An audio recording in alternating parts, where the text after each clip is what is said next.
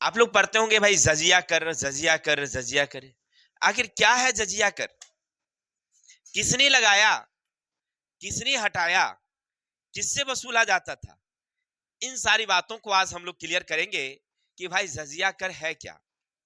भारत की बात करें तो खास करके जो हिंदू लोग थे उन्हीं से लिया जाता था जजिया कर।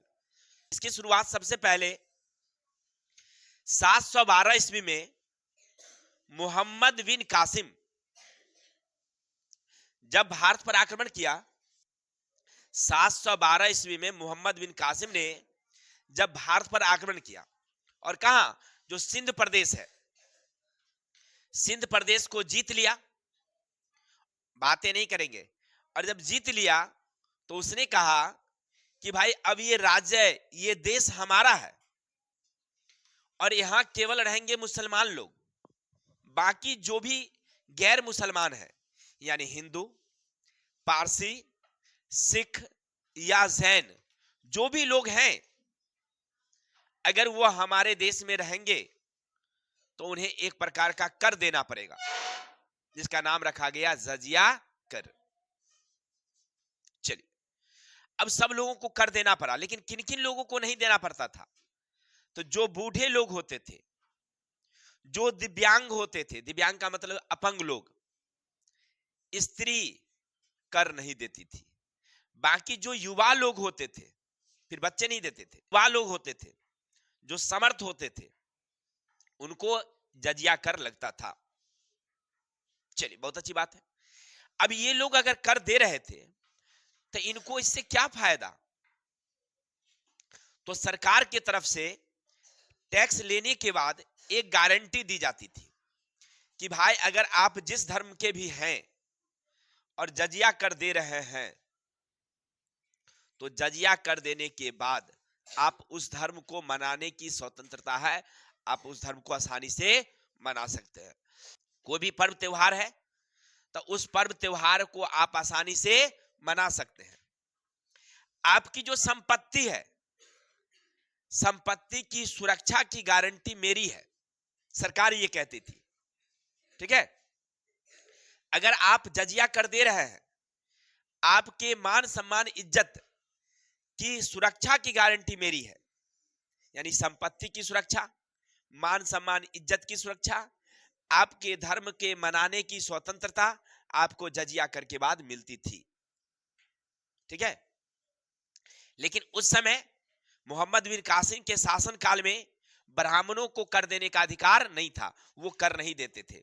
कोई भी, चाहे पंडित कोई भी होते थे, पादरी हो, जैन धर्म के कोई हो, जो पुजारी लोग होते थे, वो लोग जो है ना कर नहीं देते थे। बाकी जो युवा लोग होते थे, हट्टा कट्ठा लोग होते थे, जो सामर्थ्यवान होते थे, उन्हीं को कर लगता था। इतना तो समझ गए। चलिए, कहां लगा? तो सिंध प्रदेश में सबसे पहले 712 में मोहम्मद बिन कासिम सिंध प्रदेश में जजिया कर लगाया। उनका शासन खत्म हो गया, फिर धीरे धीरे शासन ये जजिया कर खत्म हो गया। जब भारत में दिल्ली सल्तनत की स्थापना हुई और मोहम्मद बिन तुगलक जब राजा बना, तो उसने फिर से जजिया कर चालू कर दिया। चलिए, उसके शासनकाल में वही था जो मोहम्मद बिन कासिम के शासनकाल में था। लेकिन जब अलाउद्दीन खिलजी वंश का शासक हुआ तो उसने जजिया कर की तो हद पार कर दी। उसने कहा कि ब्राह्मणों भी नहीं छूटेगा, अब जितने भी गैर मुसलमान लोग हैं सब लोगों को कर देना पड़ेगा। अगर कर नहीं दिया तो उस व्यक्ति को गुलाम बनाया जाए और उसको बेच दिया जाए। देखिए, बड़ी क्रूरता से उछला गया, लेकिन उनके शासन काल थे, लोग मजबूरी बस तो कर दे ही रहे थे।